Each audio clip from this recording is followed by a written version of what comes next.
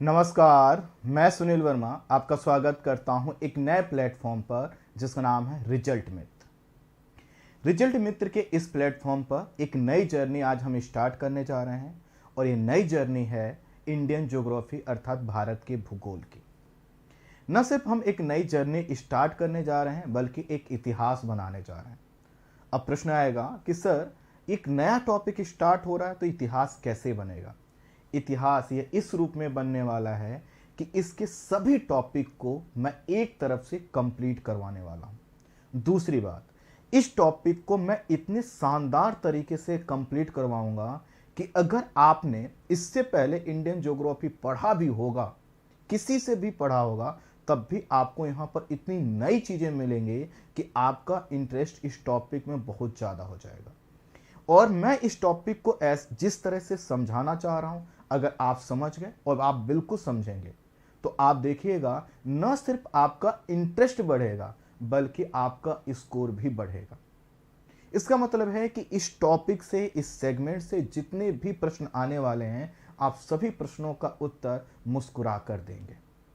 यह जो भारत के भूगोल की हमारी जर्नी है, यह मैंने इसलिए स्टार्ट किया है क्योंकि कुछ दिन पहले मैं एक प्लेटफॉर्म पर इंडियन ज्योग्राफी ही पढ़ा रहा था और वह पूरी नहीं हो पाई। ऐसे में मेरे पास एक ही विकल्प था, वह यह था कि मैं किसी प्लेटफॉर्म के माध्यम से इस पूरे सेगमेंट को कवर करूं, और इसीलिए मैं आज आपके सामने हूं। और आप देखिएगा कि अगर आप इस जर्नी का हिस्सा बनते हैं, आप मेरे साथ जुड़ते हैं, तो मैं आपको एक भरोसा दिलवाता हूं, वह यह है कि आपसे ज़्यादा बेहतर तरीके से किसी के पास इंडियन ज्योग्राफी की जानकारी नहीं होगी। आपका हर टॉपिक पर जो समझ का स्तर है, कॉन्सेप्ट की जो क्लियरिटी है, या जो फैक्ट को लंबे समय तक याद रखने की कैपेसिटी है, वो इतनी बेहतर होने वाली है कि कुछ दिनों के बाद ही अगर आपसे कोई पूछेगा कि सबसे बेहतर सब्जेक्ट आपका कौन सा है, तो आप इंडियन ज्योग्राफी बताने वाले हैं। और ये दावा मैं इसलिए कर रहा हूं क्योंकि मैं इस सब्जेक्ट को इसके डिसिप्लिन के हिसाब से पढ़ाऊंगा।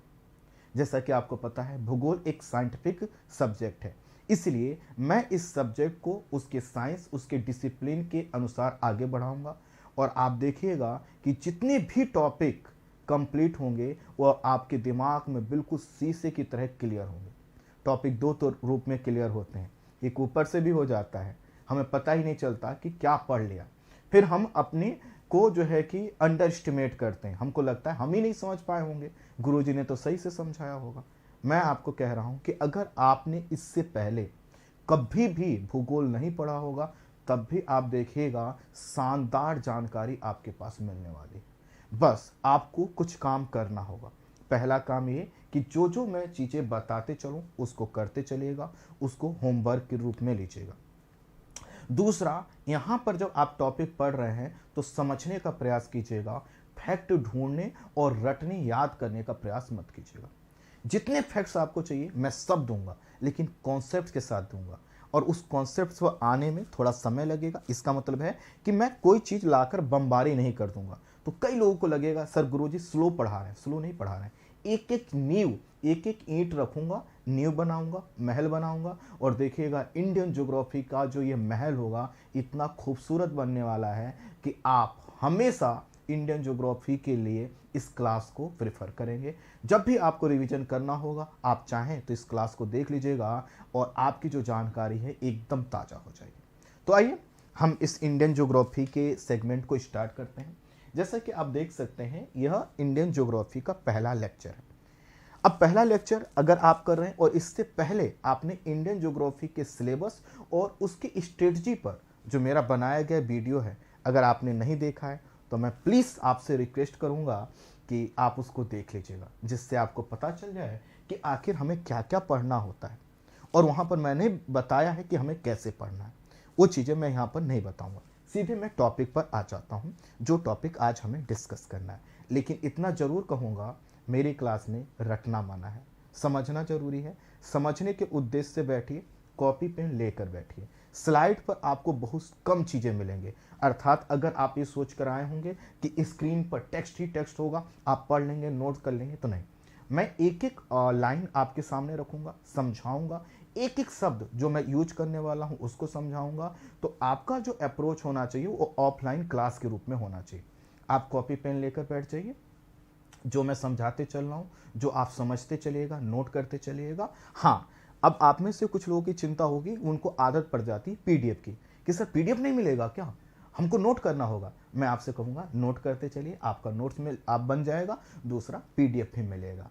तो अगर आप चाहें तो नहीं बनाए नोट्स, लेकिन ये इस तरह से अगर आप क्लास करेंगे ना तो आपकी प्रोडक्टिविटी थोड़ी कम होगी।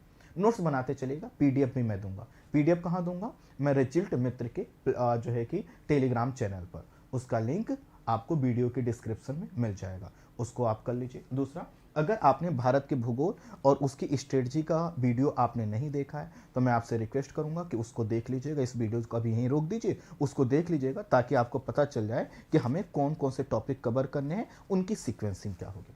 आइए, हमारा जो पहला टॉपिक है, इसमें हम बात करने जा रहे हैं बहुत ही आसान शब्दों में, वह है भारत के अक्षांशीय और देशांतीय विस्तार और उससे जुड़े हुए कॉन्सेप्ट पर। अब आप कहेंगे सर इसमें भी कॉन्सेप्ट है? जी हाँ, इसमें कॉन्सेप्ट है, बहुत शानदार कॉन्सेप्ट है। अगर आपने ये टॉपिक पहले भी पढ़ा है तो आज पढ़कर देखिए। अब कितने देर का टॉपिक होगा मुझे नहीं पता, लेकिन जितनी देर आप रहेंगे आप बहुत सी चीज़ों को सीखकर यहाँ पर जाने वाले हैं। ये हमारा पहला टॉपिक है। अब देखिए, यहाँ पर दो शब्द हैं, अक्षांशीय और देशांतीय विस्तार भारत के विषय में। अब अक्षांश रेखाएं क्या होती हैं, वह क्यों हमारे लिए इंपॉर्टेंट होती हैं, उसका वीडियो मैंने ऑलरेडी बना दिया है। तो अगर आप चाहें तो उस वीडियो को भी देख सकते हैं, जिसमें आपको अक्षांश रेखाओं और देशांतर रेखाओं की, ये दोनों अलग अलग वीडियो हैं, स्पष्ट जानकारी हो जाए। अगर आप वो वीडियो नहीं देखना चाहते हैं, आपको लगता है कि नहीं सर हम यहीं से आगे बढ़ेंगे, तो आप बने रहिए, मैं यहाँ पर भी आपको समझाने का प्रयास करूँगा। लेकिन हाँ, जो अक्षांश और देशांतर रेखाओं की वीडियो है उसमें बहुत डिटेल में हमने समझाया है। यहाँ पर उसका मैं 5% बताऊंगा, जितने से हम इस टॉपिक को लेकर आगे बढ़ सकें। क्योंकि अगर मैं अक्षांश और देशांतर रेखाओं को यही समझाने लगूंगा तो हमारा जो टाइटल है ना कि भारत का अक्षांशीय और देशांतीय विस्तार, इस टॉपिक को हम कंप्लीट नहीं कर पाएंगे। तो अगर आपको अक्षांश और देशांतर रेखाओं के विषय में जानना है तो वह जो वीडियो है उसको देख लीजिएगा, उसका लिंक आपको आई बटन और वीडियो के डिस्क्रिप्शन में मिल जाएगा। आइए हम स्टार्ट करते हैं। तो हमारा जो टॉपिक का टाइटल है वह है कि हमें भारत के अक्षांशीय और देशांतीय विस्तार को डिस्कस करना है। अक्षांश रेखाएं क्या होती हैं? जैसे मान लेते हैं ये हमारी पृथ्वी है ना, थोड़ी सी गोल हो गई होगी, चल। और पृथ्वी का अगर हम ये इसको पृथ्वी मान लेते हैं तो मान लेते हैं इसका ये सेंटर पॉइंट है। तो पृथ्वी के केंद्र से मिलाकर अगर मैं एक रेखा खींच दूं तो आप कहेंगे कि सर ये तो भूमध्य रेखा हो गई। भूमध्य रेखा कौन सी रेखा होती है? जो पृथ्वी के मध्य से होकर गुजरती है। भूमध्य, भू मतलब पृथ्वी, और पृथ्वी के मध्य से गुजरने वाली रेखा को हम भूमध्य रेखा बोलते हैं। इसी को हम लोग विषुवत रेखा भी बोलते हैं, इसी को इंग्लिश में इक्वेटर भी बोलते हैं, और इसी को 0 डिग्री अक्षांश रेखा भी बोलते हैं। प्रश्न आएगा 0 डिग्री अक्षांश रेखा क्यों बोलते हैं? तो देखिए, यहां पर मैंने लिख दिया 0 डिग्री। अब आपका प्रश्न है, अगर आपने अक्षांशीय रेखाओं वाला वीडियो नहीं देखा होगा तो ये प्रश्न आपका हो सकता है ये 0 डिग्री क्यों है। हमें पता है हमारे जो पृथ्वी का जो कोण है वो गोल है रूप में है, तो वह 360 डिग्री का है ना। पृथ्वी गोल है तो उसका जो कोण है वो कितने डिग्री का बनता है? 360 डिग्री का। और अगर मैं यहाँ पर यह पृथ्वी के सबसे उत्तरी भाग को मिलाकर एक सीधी रेखा खींच दूं, कहां पर? विषुवत रेखा पर, तो यहां पर एक एंगल बन जाएगा। कितने डिग्री का बना? 90 डिग्री का। इसका मतलब है कि यह जो हमारी रेखा है यह क्या हुआ? एक आधार रेखा के रूप में काम करती है। और यह जो पॉइंट है, यह यहां पर कोई स्थान होगा, वह क्या होगा? वह 90 डिग्री पर होगा।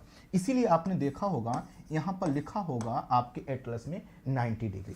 ठीक है, तो यह स्थान 90 डिग्री पर क्यों है? क्योंकि यह भूमध्य रेखा यह पृथ्वी के केंद्र से मिलाकर खींची गई सीधी रेखा पर जो लंब डाला जाता है उसके हिसाब से 90 डिग्री पर यह बनी हुई। ठीक है, आपने देखा होगा कि ऐसे कुछ रेखाएं खींची गई होती हैं। अब ये रेखा का क्या मान होगा उसको समझिए। मान लेते हैं मैं इस स्थान को ऐसे सेंटर से मिला देता हूं, इस स्थान को ऐसे सेंटर से मिला देता हूं, तो मुझे ऐसा लग रहा है लगभग 30 डिग्री का एंगल बन रहा है। देख सकते हैं यहां पर ये लगभग 30 डिग्री का। तो मैं क्या बोल दूंगा? यह 30 डिग्री की अक्षांश रेखा है। ठीक इसी तरह से अगर मैं यहाँ से क्या करूँ, ऐसे जो है कि इन दो स्थानों को पृथ्वी के केंद्र से मिला दूं, तो मुझे ऐसा लग रहा है कि जैसे यहाँ से लेकर इसने क्या किया, लगभग 50 डिग्री का कोण बना दिया। तो मैं क्या करूँगा, इसको मैं 50 डिग्री अक्षांश रेखा बोल दूंगा। जैसा कि यहाँ पर जो स्थान था, इसने क्या किया था, पृथ्वी के केंद्र से जो है कि मिलाकर खींची गई रेखा पर 90 डिग्री का एंगल बनाया था। ठीक है, तो आई होप आप समझ पाए होंगे कि इसको आप 0 डिग्री क्यों कहते हैं, क्योंकि यहां पर कोई कोण बन ही नहीं रहा, ये सीधी रेखा आधार रेखा के रूप में काम कर रही है, तो इसका वैल्यू जो है 0 डिग्री। कोई स्थान अगर यहां पर होगा तो उसकी डिग्री क्या होगी, 1 डिग्री, 2 डिग्री, 3 डिग्री, कुछ भी बन सकता है। कोई स्थान यहां पर होगा, वह कितने अक्षांश की रेखा होगी, अगर मैं इस स्थान को मिलाकर यहां पर खींच दूं, जितने डिग्री का एंगल बनेगा उसका मान वही होगा। तो हम जब पृथ्वी के ग्लोब को देखते हैं, मैप को देखते हैं, तो उसमें हमें लिखा मिलता है कि 30 डिग्री 20 डिग्री पर कोई स्थान है ना, तो वो क्या होता है, यह इसी प्रकार का कोणीय वैल्यू होता है। तो अक्षांशीय रेखाओं को आसान शब्दों में मैं समझाऊं तो क्या है कि पृथ्वी पर पश्चिम से पूरब की ओर खींची गई सीधी रेखाएं, जो कि काल्पनिक रेखाएं, क्योंकि हमें पृथ्वी पर ऐसी कई रेखा में देखने को नहीं मिलती, कोई ऐसी दीवार नहीं, काल्पनिक रेखाएं हैं जिसको हमने क्या किया है, वर्ल्ड के मैप पे खींच लिया। तो वह पश्चिम से पूरब की ओर खींची गई काल्पनिक रेखाएं जो पृथ्वी के केंद्र पर, है ना, पृथ्वी के केंद्र पर डाली गई कोणीय वैल्यू को बताती हैं, उनको हम अक्षांश रेखाएं बोलते हैं। और सभी अक्षांश रेखाएं समानांतर हैं। ठीक है, ये समानांतर रेखाएं, और ये जो समानांतर रेखाएं हैं यह उत्तर और दक्षिण में आपको देखने को मिलेंगे। अब प्रश्न आएगा उत्तर दक्षिण कैसे हुआ, तो देखिए, अगर हमें जब भी दिशा का निर्धारण करना होता है तो हम ऐसा एक चिन्ह बना लेते हैं, और इस चिन्ह इसके यह जो भाग है, इसके इधर वाला भाग उत्तर, इधर दक्षिण, इधर पूरब, इधर पश्चिम, हम ऐसे ही तो बोलते हैं। अब देखिए, यह जो आपने रेखा खींचा, ये पृथ्वी के केंद्र से मिलाकर खींची गई रेखा है, जिसको आपने कहा भूमध्य रेखा। तो इसके उत्तर वाले भाग को हम बोलते हैं उत्तरी गोलार्ध, और इसके दक्षिण अर्थात इक्वेटर के या विषुवत रेखा के 0 डिग्री अक्षांश रेखा के दक्षिण वाले भाग को बोलते हैं दक्षिणी गोलार्ध, अर्थात साउदर्न हेमिस्फीयर, इसको नॉर्दर्न हेमिस्फीयर। इसीलिए आपने देखा होगा कि जो भी कोई अक्षांश रेखा लिखा होगा उसके साथ उसका नॉर्थ या साउथ लिखा होगा। जैसे ये 90 डिग्री है, इसके साथ होगा वर्ड नॉर्थ जुड़ा होगा, ये भी तो स्थान 90 डिग्री पर है, तो इसका वैल्यू क्या होगा, 90 डिग्री साउथ, राइट। ठीक इसी तरह से 50 डिग्री है तो यहां पर क्या लिखा जाएगा, नॉर्थ। ये 30 डिग्री है, इसके साथ नॉर्थ। इसी तरह मान लो यह जो रेखा है ये 50 डिग्री है, तो इसके साथ क्या वर्ड जुड़ेगा, साउथ। ठीक है, तो अक्षांश रेखाएं क्या रेखाएं, कौन सी रेखाएं होती हैं, जो भूमध्य रेखा के समानांतर जो है कि पश्चिम से पूरब की ओर खींची गई होती हैं। अब देखिए, ये अक्षांश रेखाएं हमारे लिए जरूरी क्यों है, यह रेखा इसलिए जरूरी है क्योंकि जब हम विश्व में देखते हैं कि किस हिस्से में किस प्रकार की जलवायु है, किस प्रकार की वर्षा होती है, किस प्रकार की फसलें होती हैं, क्या जो है कि किस प्रकार के वनस्पतियां मिलती हैं, तो हर जगह अक्षांश का रोल आता है। अर्थात जो अभी गर्मी पड़ रही है, कुछ समय पहले ठंडी पड़ रही थी, इसका जो निर्धारण है वह अक्षांशीय रेखाओं पर होता है। तो आगे जो हम अपना टॉपिक पढ़ने वाले हैं कि भारत का अक्षांशीय विस्तार, इसका मतलब है कि अगर भारत मान लेते हैं यहां पर है तो उसकी भौगोलिक विशेषताएं कुछ और होंगी। अगर भारत यहां पर होता तो उसकी भौगोलिक विशेषताएं कुछ और होती, अगर भारत यहां पर होता तो उसकी भौगोलिक विशेषताएं कुछ और होती। तो अक्षांशीय वैल्यू हम क्यों देखेंगे, जिससे उसकी भौगोलिक विशेषताओं को हम समझ पाए। जैसे यूरोप का भूगोल अलग है ना, ठीक इसी तरह से देखें इंडोनेशिया का भूगोल अलग है, हमारे देश का भूगोल अलग है। तो अक्षांश समझ पाए आप। अक्षांशीय विस्तार का मतलब क्या है कि आप इस मैप को देखिए, है ना, वर्ल्ड के मैप को, हमारा देश जो है यहां पर है, ये हमारा प्यारा देश है, और इसके दक्षिण से एक रेखा गुजर रही है, और जो रेखा गुजर रही है इसी का वैल्यू है 0 डिग्री रेखा। अर्थात हिंदी में बोलें तो यही विषुवत रेखा है, यही भूमध्य रेखा है जो हमने अभी खींचा, और हमारा जो देश है यहां पर है। अर्थात हम ये देखेंगे कि भारत का इस सबसे दक्षिणी बिंदु से लेकर यहां तक ये भारत का जो अक्षांशीय वैल्यू है ये कौन कौन सी भौगोलिक विशेषताओं को बताता है। ठीक है, तो आप पहला शब्द समझ पाए होंगे कि भारत का अक्षांशीय विस्तार, अर्थात हम देखने वाले हैं यहां से लेकर यहां तक कौन कौन से अक्षांश रेखाएं जाती हैं और उन अक्षांश रेखाओं पर क्या क्या विशेषता मिलती है, और उस विशेषता को हम भारत में खोजने का, देखने का, समझने का प्रयास करेंगे। एक पॉइंट क्लियर हुआ। तो पहला हमने समझा कि अक्षांशीय विस्तार।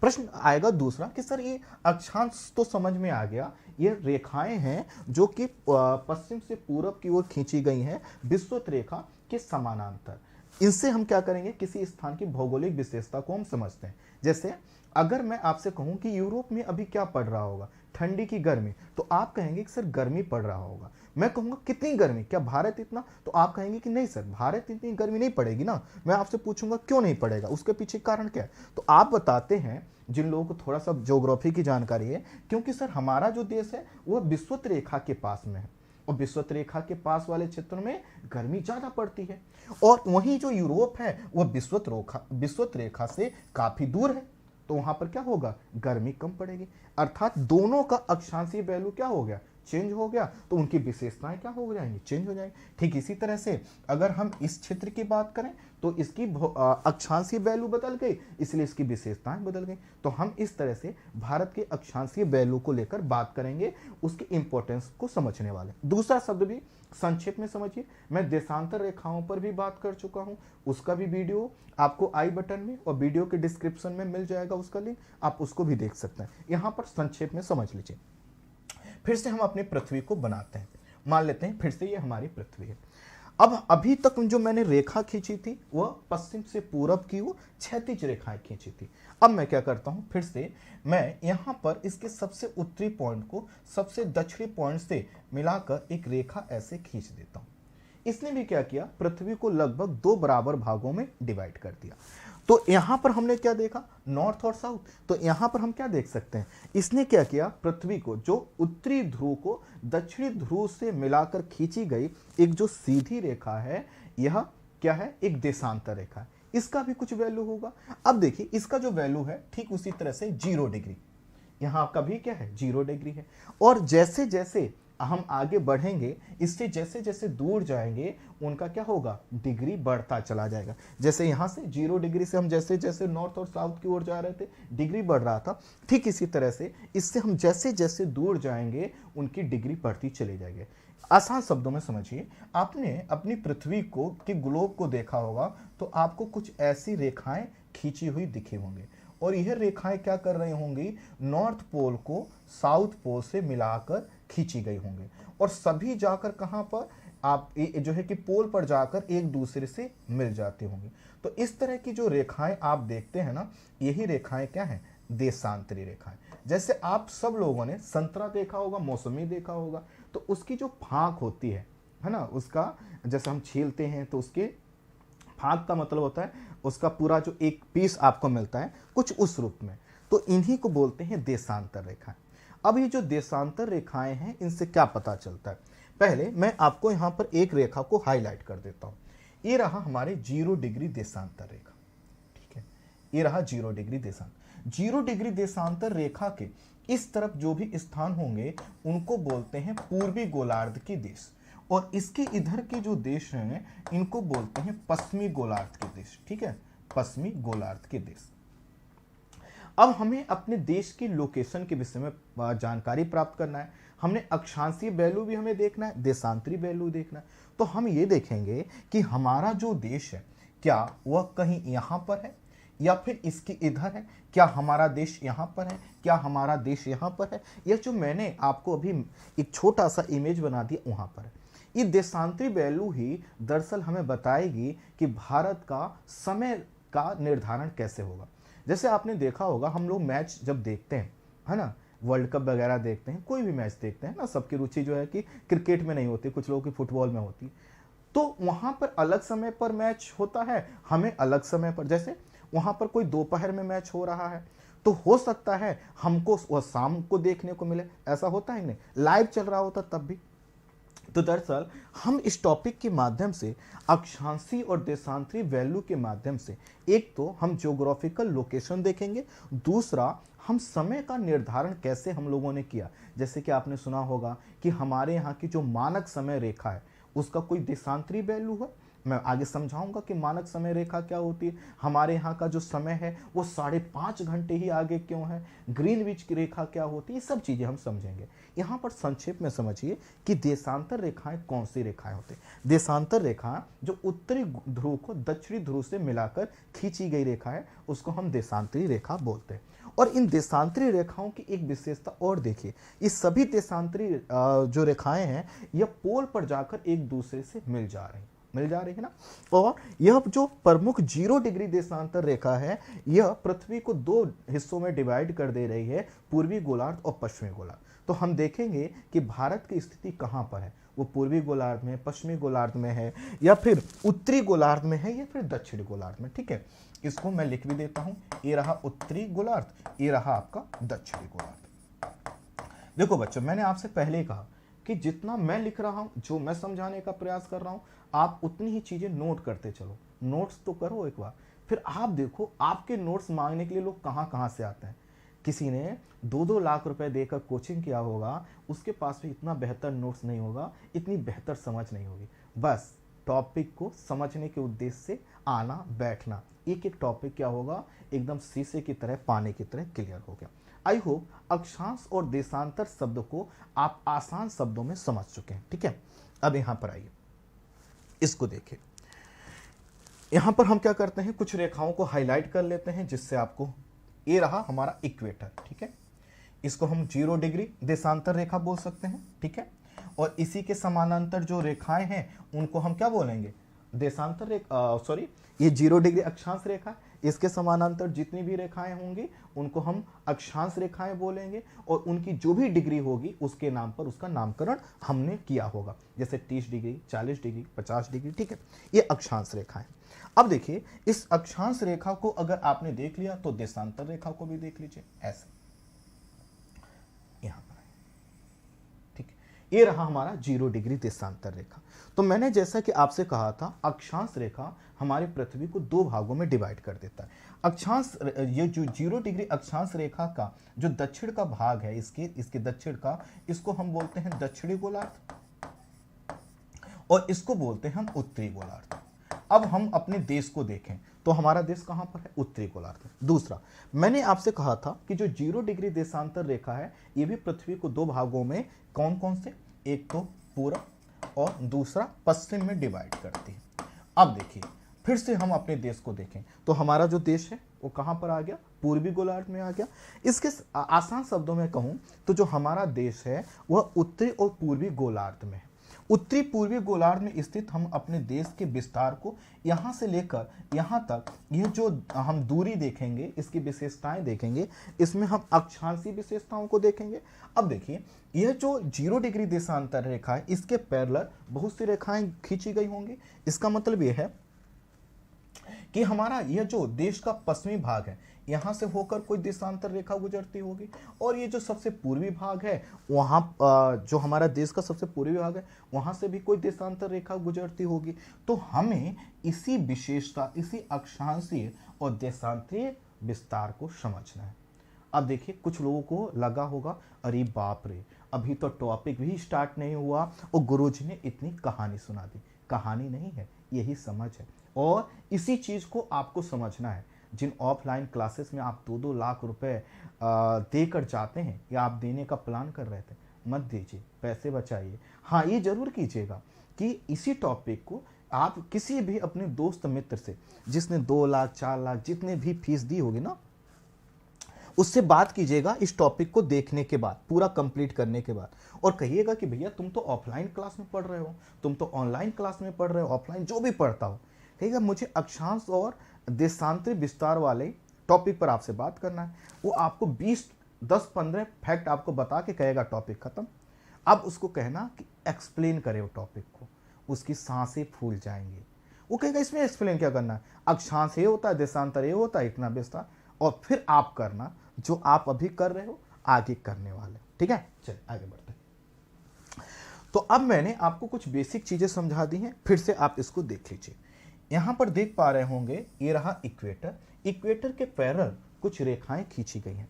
यहां पर एक रेखा और आप देख लीजिए जिसका मैं जिक्र करने वाला हूं, ट्रॉपिक ऑफ कैंसर 23.5 डिग्री रेखा। ठीक है, एक सेकंड, ये ना ये 23.5 डिग्री रेखा। ठीक है, इसको हम बोलते हैं हिंदी में कर्क रेखा। अब जैसे उत्तर की ओर 23.5 डिग्री रेखा खींची गई है ना, और कैसे डिग्री बनाया होगा, कोड कैसे बनाया होगा मैंने आपको बताया। ठीक इसी तरह से दक्षिण में भी एक रेखा खींची गई होगी, पहले इसको हाईलाइट कर दीजिए। ये देखिए यहां पर एक रेखा है मक, इसको बोलते हैं टॉपिक ऑफ कैप्रिकॉर्न, इसको हिंदी में बोलते हैं मकर रेखा, और ये रहा हमारा इक्वेटर। ठीक है, बाकी रेखाओं के विषय में अक्षांश और देशांतर रेखाओं वाला जो वीडियो है उसको देख लीजिए, आपको क्लियर हो जाएगा। यहां पर जो पहला पॉइंट हमने देखा और जिसको हम लोग अभी तक समझ पाए हैं कि अगर हम अपने देश को देखते हैं तो हमारा देश जो है वो कहां पर है, भारत की जो स्थिति है, हम अब अक्षांशीय और देशांतरी विस्तार से जुड़े हुए एक एक पॉइंट्स को लेंगे और एक एक पॉइंट्स को समझते हुए आगे बढ़ेंगे। तो हमने कहा कि भारत की जो स्थिति है वो क्या पता चलता है कि वो उत्तरी तथा पूर्वी गोलार्ध में है। क्या मैंने इस चीज को यहां पर प्रूव कर दिया?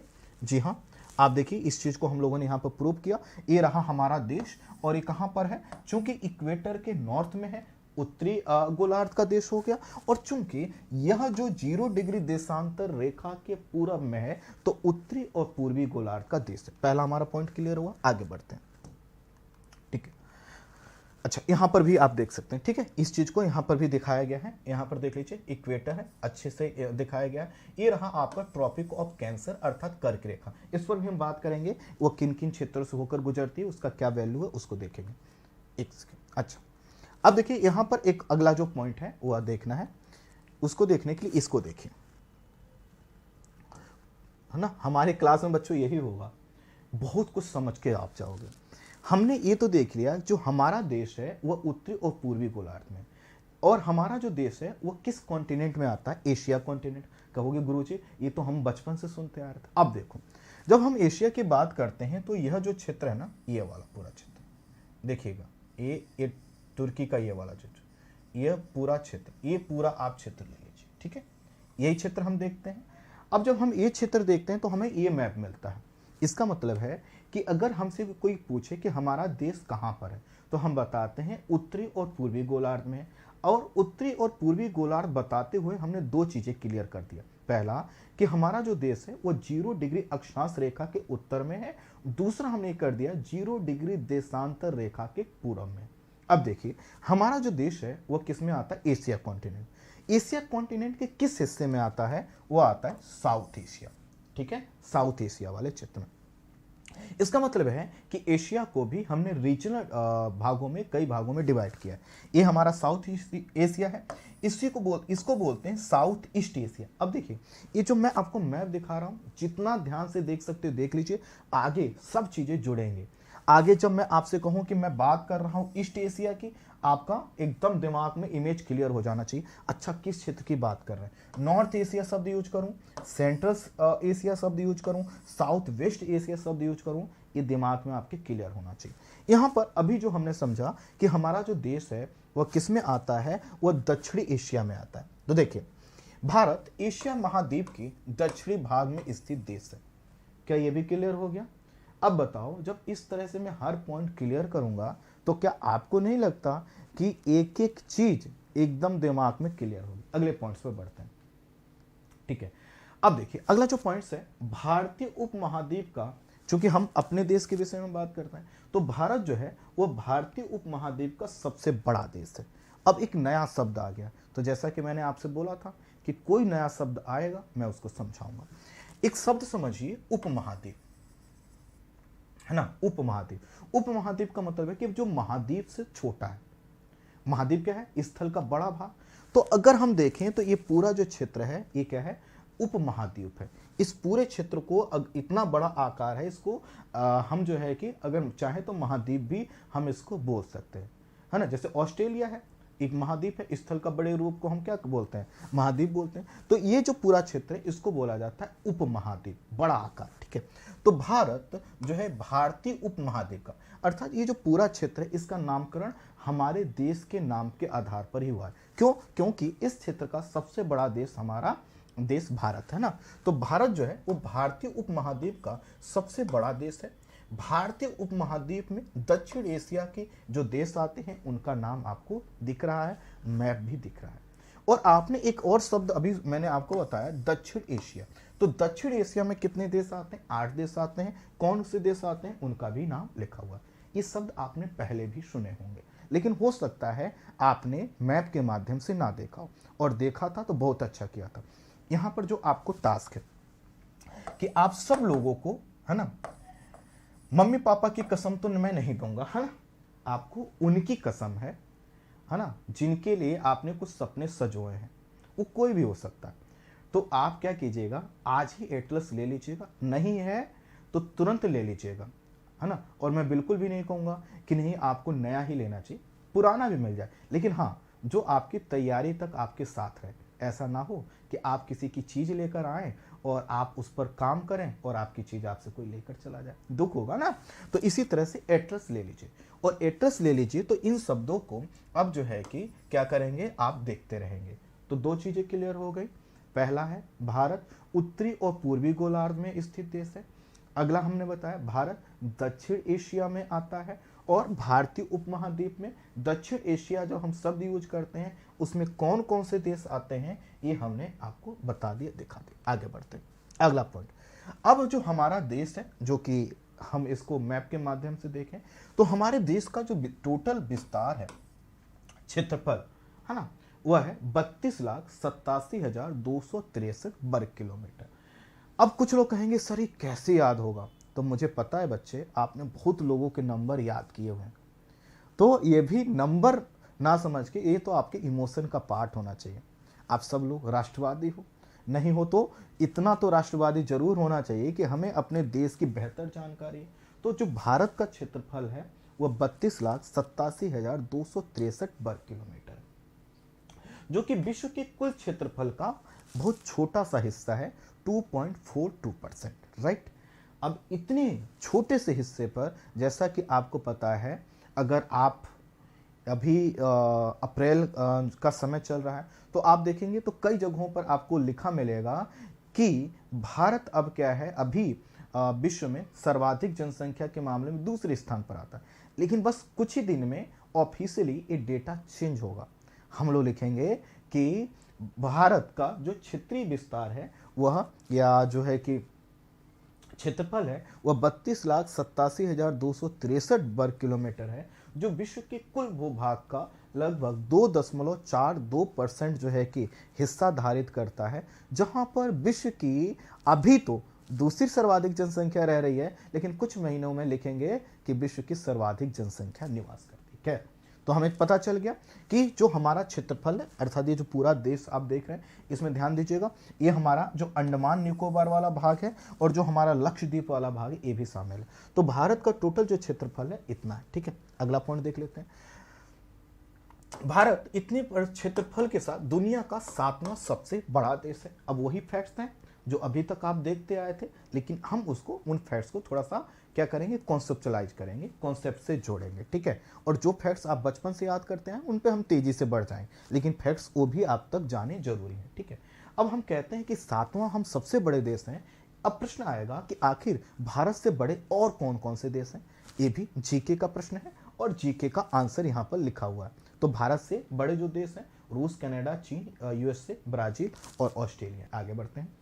भारत की जो मुख्य भूमि का अच्छांशी वर्षा। अब देखो, हमने ये अभी अपने देश के विषय में 2-4 आपको सिंपल से फैक्ट्स और जानकारी दी। अब हम उन शब्दों का यूज करेंगे जो अभी हमने आपको स्टार्टिंग में समझाए थे। अब यहाँ पर लिखा है भारत की मुख्य भूमि। मुख्य भूमि का मतलब क्या है? यह वाला भाग। इसका क्या मतलब हुआ? जैसे आपसे कोई कहता है कि भैया आपका घर कहाँ पर है, तो आप क्या बताते हो? जो बड़ा सा घर जहां पर आप रहते हो, जहां पर आपको खाना पीना मिलता है, जहां पर सब लोग परिवार के सदस्य रहते हैं।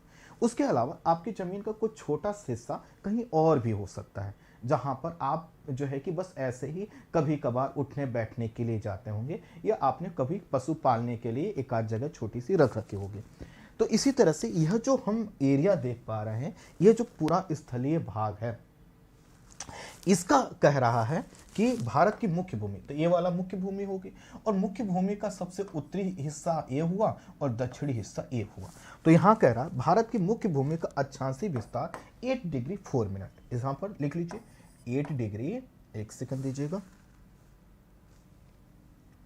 ठीक है, 8 डिग्री 4 मिनट उत्तरी अक्षांश। ध्यान देना यहां पर क्या 8 डिग्री 4 मिनट जो है कि उत्तरी अक्षांश। अच्छा, उत्तरी अक्षांश नॉर्थ लिखना क्यों जरूरी है भैया? ये इसलिए जरूरी है क्योंकि इक्वेटर कहां से गुजरता है? इसके दक्षिण से गुजरता है। अगर हम ये लिख दें कि 8 डिग्री भारत का जो अक्षांशीय विस्तार है और उसका जो सबसे दक्षिणी भाग है, स्थलीय भाग का, मुख्य स्थलीय भाग का जो सबसे दक्षिणी भाग है, यही तो है, ठीक है, तो वह कहां पर है? 8 डिग्री 4 मिनट में। लेकिन अगर हम नॉर्थ नहीं लिखते हैं तो ये कंफर्म नहीं होगा कि आखिर 8 डिग्री 4 मिनट कहां, उत्तर वाला या दक्षिण वाला। तो जरूर लिखिएगा 8 डिग्री 4 मिनट उत्तरी अक्षांश से लेकर यहां पर आएंगे जो सबसे उत्तरी भाग है स्थलीय भाग का, वह है 37 डिग्री 6 मिनट। कितना? 37 डिग्री 6 मिनट, ठीक है। यहां पर लिख लीजिए 8 डिग्री 4 मिनट। यहां से लेकर यहां तक ये हमारा अक्षांशीय विस्तार है। इसका मतलब यह है कि ये जो सबसे दक्षिणी भाग है, यहां से जो रेखा गुजरती है वह कौन सी रेखा है? 8 डिग्री 4 मिनट की, ठीक है। तो आसान शब्दों में याद रखने के लिए आप याद कर सकते हैं कि ठीक है भाई, हम इसको आसान शब्दों में कहेंगे कि 8 डिग्री अक्षांश रेखा हमारे दक्षिणी भाग के समीप से गुजरता है, ठीक है। दूसरा, यहां पर जो सबसे उत्तर की ओर जो रेखा गुजरेगी, अक्षांशीय रेखा जैसे ऐसे खींची गई होंगी, है ना, क्योंकि इधर क्या है? इक्वेटर है। इक्वेटर के पास इधर मान लो 4 डिग्री रेखा और ये आपकी 8 डिग्री रेखा, है ना। तो यहां पर जो रेखा खींची गई होगी वह कौन सी होगी? 37 डिग्री रेखा, ठीक है, यहां पर खींची गई होगी। तो यहां से लेकर यहां तक, है ना, ध्यान दीजिएगा, एक सेकंड, अक्षांश रेखाएं चूंकि हमें खींचनी, तो यहां से लेकर यहां तक ये जो अक्षांशीय वैल्यू है उसी को यहां पर बताया गया। तो भारत की मुख्य भूमि का अक्षांशीय विस्तार 8 डिग्री 4 मिनट उत्तरी अक्षांश से लेकर 37 डिग्री 6 मिनट उत्तरी अक्षांश के बीच में आपको देखने को मिलेगा। अगला पॉइंट देख लेते हैं, इसी से जुड़ा होगा। अब हम जब उत्तरी और दक्षिणी पॉइंट की बात करते हैं तो स्वाभाविक है स्थल, तो स्थल का कोई ना कोई उसका नामकरण जरूर होगा। तो यहां पर जो जहां से 8 डिग्री 4 मिनट उत्तरी अक्षांश रेखा गुजर रही है, यह स्थान कौन सा? कन्याकुमारी। अच्छा, जहां से आपने अभी कुछ समय पहले देखा था भारत जोड़ो यात्रा प्रारंभ हुई थी, ठीक है। अच्छा, जो सबसे उत्तरी पॉइंट है वह कौन सा है? इंदिराकोल। कहां पर? यहां पर इंदिराकोल। तो अगर हमसे कोई पूछ ले 8 डिग्री 4 मिनट पर कौन सा स्थान, भारत का कौन सा स्थान है? कन्याकुमारी। सबसे उत्तर 37 डिग्री 6 मिनट पर कौन सा इस अक्षांश पर कौन सा स्थान है? वह है हमारा इंदिराकोल। इंदिराकोल क्या है? सबसे भारत के स्थलीय भाग का सबसे उत्तरी पॉइंट। क्योंकि देखो इधर तो कोई द्वीप है नहीं, तो यही क्या होगा हमारे पास, चूंकि जो द्वीप है वह इधर है। तो अभी हम ये जो दक्षिणी सबसे दक्षिणतम बिंदु है यह तो चेंज होगा, उत्तरी बिंदु चेंज नहीं होगा। तो यहां पर क्या लिखा रहेगा कि भारत का ये सबसे उत्तरी भाग है, ठीक है। कहां पर? 37 डिग्री 6 मिनट पर। मुख्य स्थलीय भाग पूर्णतः क्या है? उत्तरी गोलार्ध में। इससे ये देखो, हमने जब यहां पर लिख दिया कि हमारा 8 डिग्री 4 मिनट हो गया, ये हमने लिख दिया 37 डिग्री, है ना, 6 मिनट हो गया। तो इससे ये पता चलता है कि भैया हमारा जो स्थलीय भाग है ये इसी के बीच में, और इक्वेटर क्या वहां से दक्षिण से वो होकर गुजरा है। तो दक्षिण से होकर गुजरा है तो पूरा हमारा जो देश का विस्तार है वह पूरी तरह से उत्तरी गोलार्ध में है। इसका मतलब अगर कभी स्टेटमेंट के रूप में पूछ लिया जाए कि भारत का स्थलीय विस्तार या मुख्य भूमि का स्थलीय विस्तार कुछ मात्रा में, कुछ अमाउंट में दक्षिणी गोलार्ध में भी है, तो कहिएगा बिल्कुल भी नहीं। पूरी तरह से हमारा जो देश है उत्तरी गोलार्ध में स्थित है, और उत्तरी पूर्वी गोलार्ध में, क्योंकि पश्चिम में भी हमारे देश का कोई हिस्सा नहीं है। आगे बढ़ते हैं। भारत का सबसे दक्षिणी भाग, अच्छा देखिए, कई लोगों का सुझाव था कि सर जो है कि पॉइंट्स आप जैसे बहुत से बच्चे आप में से ऐसे हैं जो मुझसे ऑफलाइन में पढ़ चुके हैं। जैसे आपको पता है मैं मुखर्जी नगर के कई कोचिंग संस्थानों में पढ़ा चुका हूँ, प्रतिष्ठित कोचिंग संस्थानों का फैकल्टी रहा हूँ। तो वहाँ पर हम लोग लिख कर पढ़ाते हैं। अब दिक्कत क्या है, अगर मैं उसको यहाँ पर लिखूंगा तो समय लगेगा, इसलिए मैं एक एक पॉइंट रख रहा हूँ, उसको समझाते हुए चल रहा हूँ। लिखने का समय सिर्फ मैं बचा रहा हूँ, समझाने में कोई समय नहीं बचाया जाएगा, उसमें कोई कटौती नहीं की जाएगी। ठीक है, चल तो देखिए क्या लिखा, भारत का जो सबसे दक्षिणी भाग है। अब देखिए हमने अभी तक जब भी दक्षिणी और उत्तरी भाग की बात की, मुख्य स्थलीय शब्द हमने जोड़ा था। लेकिन अगर हमसे कोई पूछे भारत का सबसे दक्षिणी भाग, तो स्वाभाविक है यह हमारा स्थलीय भाग का दक्षिणतम बिंदु था। लेकिन इससे जब हम पूरब की ओर आएंगे तो हमें पता चलेगा कि भैया ये अंडमान निकोबार वाला भी तो हमारा ही देश का हिस्सा है, ये तो द्वीपीय भाग भी हमारा है। और अगर आप देखें तो यहां से एक सीधी रेखा ऐसे खींच दीजिए, है ना, और ये और उत्तर से, रुकिए मैं इसको सीधा करने का प्रयास करता हूं, ये थोड़ा सा ना बहुत नीचे है इसलिए वहां तक पहुंच नहीं पाता। हाँ खैर चल ये मान लीजिए।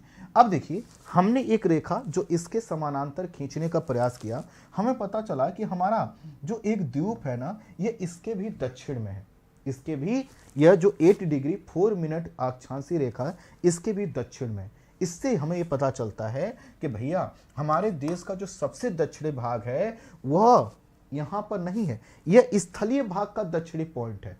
लेकिन अगर हमारे देश का दक्षिण पॉइंट पूछा जाए तो आप किसको बताएंगे, जो सबसे दक्षिण में, क्योंकि ये भी तो है। अगर आपसे कोई पूछे कि हमारे देश का इस मुख्य स्थलीय भाग का दक्षिणतम बिंदु, ये बताइएगा। लेकिन कोई आपसे पूछे कि हमारे देश का दक्षिणतम बिंदु, तो हमारा देश का ये भी तो हिस्सा है, हम ये किसी को दे तो नहीं देंगे ना। तो ये है हमारा, ये कौन सा स्थान है, ये है आपका इंदिरा पॉइंट। अच्छा इंदिरा पॉइंट है और इसका भी तो कुछ अक्षांश होगा, क्यों नहीं होगा। देखिए जब यहां से इक्वेटर गुजर रहा है तो ये इक्वेटर के थोड़े करीब में है इसके तुलना में, लेकिन इसका भी तो अक्षांशीय वैल्यू होगा ना, बिल्कुल है। कितना है, 6 डिग्री 4 मिनट, 6 डिग्री 4 मिनट। इसका मतलब है कि यहां और इसके में अंतर कितना हो गया, लगभग 2 डिग्री अक्षांश का अंतर, है ना। यह वाला जो भाग था ये कितने पर है, 8 डिग्री 4 मिनट, ये कितने पर है, 6 डिग्री 4 मिनट, 2 अक्षांश का अंतर आ गया। ठीक है, तो वही चीज लिखा हुआ है कि भारत का जो सबसे दक्षिणी भाग है वो अंडमान निकोबार, तो ये आपका ये पूरा जो द्वीपीय भाग है इसको हम बोलते हैं अंडमान निकोबार। एटलस तो जरूर देख लो अगर खरीद लिए हो तो, है ना। और उसी में जो अंडमान निकोबार है, तो आपको पता है उत्तरी द्वीपीय समूह को हम अंडमान और नीचे वाले समूह को हम बोलते हैं निकोबार द्वीप समूह, है ना। आप देख लीजिए एटलस है आपके पास, कोई गलत जानकारी तो नहीं पहुंच रही। ठीक है, तो जब हम निकोबार द्वीप देखेंगे तो उसमें कई द्वीप हैं, उसका एक दो दक्षिणी द्वीप है, उसका नाम है ग्रेट निकोबार, ग्रेट निकोबार। और ग्रेट निकोबार में एक स्थान है सबसे जो दक्षिण की ओर है, उसको बोला गया है इंदिरा पॉइंट। तो यही चीज यहां पर लिखा है कि भारत के सबसे दक्षिणी भाग का जो लोकेशन है वो कौन सा है, इंदिरा पॉइंट है, जो कितने डिग्री अक्षांश पर है, 6 डिग्री 4 मिनट उत्तरी अक्षांश। ठीक है, यहां पर भी हमें क्या करना है, उत्तरी अक्षांश जरूर लिखना है। जब भी हम अक्षांश लिखें तो उत्तरी और दक्षिणी जरूर मेंशन करना होता है, और जब हम देशांतर लिखें तो उसके साथ हमें पूर्व और पश्चिम शब्द जरूर जोड़ने होते हैं, नहीं तो बात अधूरी रह जाएगी। इसीलिए मैं कह रहा हूं अक्षांश और देशांतर रेखाओं वाला जो टॉपिक है मैं पढ़ा चुका हूं, क्योंकि मैंने जो स्ट्रेटजी प्लान की है आपके लिए कि मैं एक तरफ से एक एक चीज को आप जोड़ते हुए आगे जब बढ़ूंगा तो देखिएगा, चाहे इंडियन ज्योग्राफी हो, वर्ल्ड ज्योग्राफी हो, इन्वायरमेंट वाला सेगमेंट हो, करंट अफेयर्स के टॉपिक हो, या आने वाले समय में पॉलिटी का सेगमेंट हो, इतने टॉपिक आपके क्लियर होंगे ना कि आप उन टॉपिक्स में कभी भी आप किसी से अपने आप को कमजोर नहीं समझेंगे। मेरा उद्देश्य है आपको सबसे सुपीरियर स्टूडेंट बनाना। और क्यों बनाना, क्योंकि मुझे आपका रिजल्ट चाहिए।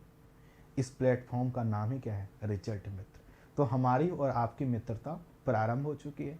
अब देखते हैं आप अपनी मित्रता कैसे निभाते हैं। कुछ नहीं करना है ना, घबराओ मत, पैसे नहीं मांग रहे हैं, मित्रता निभाइए अधिक से अधिक लोगों तक वीडियो को पहुंचा के।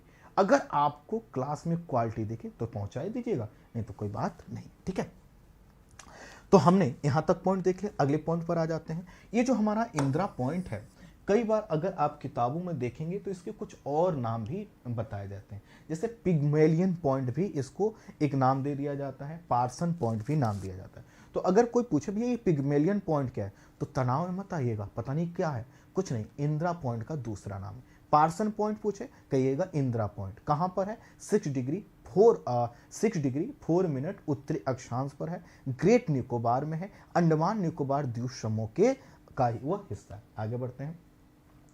भारत का जो है कि द्वीपीय विस्तार पूर्णतः उत्तरी गोलार्ध में, यहाँ पर द्विपक्षी लिख गया है, गलत है ना, टाइपिंग एरर है। तो अगर हम भारत का द्वीपीय विस्तार देखें, द्वीपीय मतलब द्वीपों का जो विस्तार है वो भी उत्तरी गोलार्ध में, अर्थात जो ये हमारा सबसे दक्षिणी पॉइंट है इसका भी वैल्यू कितना आया 6 डिग्री 4 मिनट उत्तरी अक्षांश, है ना, यही तो आया। इसका मतलब है कि इक्वेटर इसके भी कहीं दक्षिण से जाता होगा। तो इससे क्या पता चला कि भैया हमारे देश का जो द्वीपीय भाग है ना उसका भी कोई भी हिस्सा दक्षिणी गोलार्ध में नहीं। क्लियर। तो अगर आपसे कोई भी स्टेटमेंट पूछ लिया जाए कि स्थलीय भाग, भारत का स्थलीय भाग मुख्य रूप से उत्तरी गोलार्ध में है लेकिन भारत का कुछ द्वीपीय हिस्सा दक्षिणी गोलार्ध का हिस्सा है, कहिएगा ना बाबा ना, बिल्कुल भी ना, है ना। इक्वेटर कहाँ से, बहुत दक्षिण की ओर से जाता है। आगे बढ़ते हैं। इंदिरा पॉइंट विषुवत रेखा से 876 किलोमीटर की दूरी पर। तो अगर आपसे कोई पूछ ले कि भैया विषुवत रेखा कह रहे हो कि इसके दक्षिण से जाती है, तो कितनी दक्षिण में जाती है उसका किलोमीटर आप बता सकते हैं। ठीक है। इंदिरा पॉइंट समुद्र तट की जो लंबाई है लगभग आधा किलोमीटर। अब देखो इसका क्या मतलब है, यहां पर देखिएगा, ये रहा सबसे दक्षिणी पॉइंट इंदिरा पॉइंट, है ना, यहां पर मिलेगा आपको इंदिरा पॉइंट। तो इंदिरा पॉइंट जो कि एक सबसे दक्षिणी स्थान है, जैसे कुछ लोग कन्याकुमारी गए होंगे, है ना, और जब कन्याकुमारी आप आते हो तो देखते हो समुद्र की ओर निकला हुआ स्थलीय भाग है। ठीक इसी तरह से जब आप यहाँ पर आएंगे तो ये जो इंदिरा पॉइंट है ना बहुत बड़ा द्वीप नहीं है ना, ग्रेट निकोबार का एकदम दक्षिणी भाग है, तो इसका जो समुद्र तट है वो छोटा सा ही है। ठीक है। इंदिरा पॉइंट सुमात्रा से, अब देखिए यहाँ पर आएंगे तो ये देखिए ये रहा इंडोनेशिया, और इंडोनेशिया का यह जो द्वीप है ना ये रहा सुमात्रा, इसका क्या नाम है सुमात्रा। ठीक है, नोट कर लीजिए। तो यहाँ पर क्या लिखा हुआ है, इंदिरा पॉइंट सुमात्रा से लगभग 150 किलोमीटर की दूरी पर। इसका मतलब यह है कि जो इंडोनेशिया का एक द्वीपीय भाग है सुमात्रा, उसका यह उत्तरी पॉइंट है। तो कोई व्यक्ति अगर सुमात्रा के सबसे उत्तरी पॉइंट से उत्तर की ओर चलते हुए आगे बढ़े तो वह लगभग 150 किलोमीटर की दूरी तय करके वह हमारे देश के सबसे दक्षिणी भाग जिसका नाम है इंदिरा पॉइंट वहां तक पहुंच सकता है। ठीक है। इसका जो देशांतरी विस्तार है वह 93 डिग्री लगभग 48 मिनट। अर्थात अब देखो जैसे कि हमको पता है कि भाई देशांतर रेखाएं ऐसे खींची गई होती है ना, तो यहाँ पर ये रहा अंडमान निकोबार का ये हमारे इंदिरा पॉइंट, ये मिल गया। तो यहाँ पर भी तो इसका भी तो कुछ देशांतरी विस्तार होगा। जैसे आपसे अगर मैं पूछ लूँ कि आपके जिले का देशांतरी विस्तार क्या है, अब कुछ लोग कहेंगे सर हमने तो सोचा ही नहीं था। सोचो मत, गूगल कर लो कि आपके देश का या आपके पास जो किताब है जीके की जानकारी वाली उसमें देख लीजिए, आपके जिले का भी देशांतरी विस्तार होगा, सबके अलग अलग होगा। आप कमेंट में बता सकते हैं आप किस जिले से हैं, किस देशांतर पर हैं। मुझे अच्छा लगेगा, मुझे ये भी पता चल पाएगा कि कहाँ कहाँ के लोग इस अभियान का हिस्सा बने हैं, अर्थात किन को अपने रिजल्ट से प्यार है, कौन कौन लोग इस अभियान के माध्यम से अपना रिजल्ट सिक्योर करना चाहते हैं, कौन कौन वो लोग हैं जिनको लगता है कि सर हम मुखर्जी नगर तो नहीं जा पाए, 2 लाख रुपए तो हमारे पास फी नहीं है, लेकिन अगर आप अच्छे से पढ़ा दो तो हम रिजल्ट अपना जरूर ले आएंगे। आप अपना रिजल्ट लाओ, घर पे रहो, कहीं कुछ आने जाने की ज़रूरत नहीं है, फीलिंग बिल्कुल ऑफलाइन वाली होगी, कोई जल्दीबाजी नहीं होगी, शानदार तरीके से पढ़ते। तो जिले का नाम आप बता सकते हैं। हाँ, इससे भी तो पता चल जाएगा कि अगर मैं कभी आपके ज़िले की तरफ आऊँ तो मुझे किससे संपर्क करना है, किससे मिलना है। ठीक है। हाँ, ये दूसरी बात है कि अगर आप चाहेंगे कि नहीं गुरुजी हम नहीं मिलेंगे, है ना, खर्चा आप करवाओगे, नहीं खर्चा करवाने नहीं आऊँगा, बस ऐसे मिलने आ जाऊँगा, तो अगर आप चाहोगे तो मिल लेंगे, नहीं तो कोई बात नहीं, ज़बरदस्ती की बात थोड़ी है ना। चल आगे बढ़ते हैं। तो अगर हमसे कोई पूछ ले कि भैया जो है कि अंडमान निकोबार से अगर हमें इंडोनेशिया जाना है तो हम किस द्वीप पर सबसे पहले जा सकते हैं, तो आप कहना कि जो द्वीप इंदिरा पॉइंट से सबसे पास में कौन सा है, सुमात्रा। तो हम 150 किलोमीटर की दूरी तय करके हम सुमात्रा पहुंच सकते हैं, और सुमात्रा के द्वीप पर आ गए हैं तो बाकी द्वीपों पर भी हम पहुंच जाएंगे। ठीक है।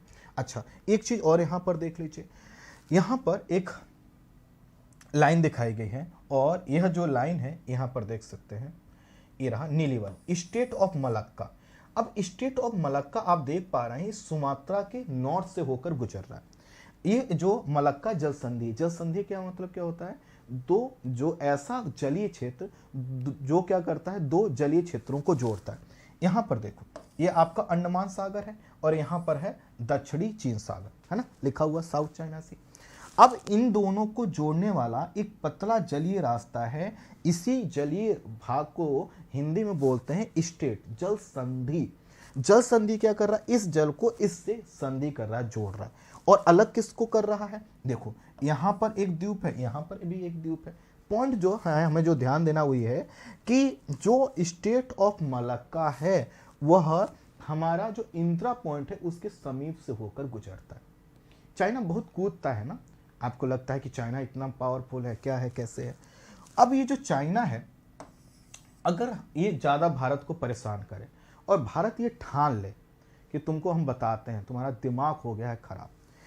चाइना के पास वास्तव में पैसा भी बहुत ज़्यादा है, मनी है, इसके पास कैपिटल है, इसका डिफेंस पावर भी बहुत ज़्यादा है और इसके पास कोल भी है।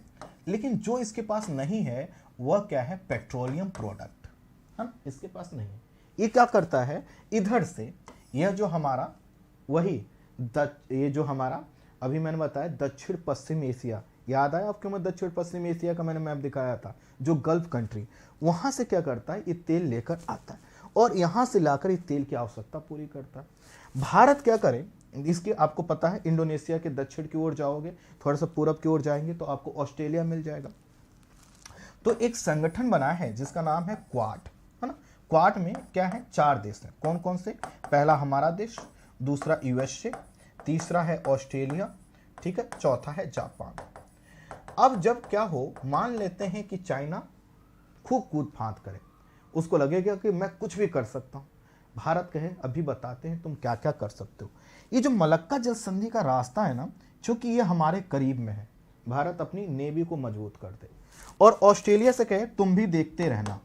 अब यूएसए से कहे कि तुम अपना जो है, आपको पता है जो यूएसए की नेवी है वो दुनिया की सबसे बेहतरीन नेवी में से मानी जाती है और उसकी नेवी का एक बड़ा हिस्सा ये जो साउथ चाइना सी से लगे हुए देश हैं यहां पर हमेशा तैनात रहती है।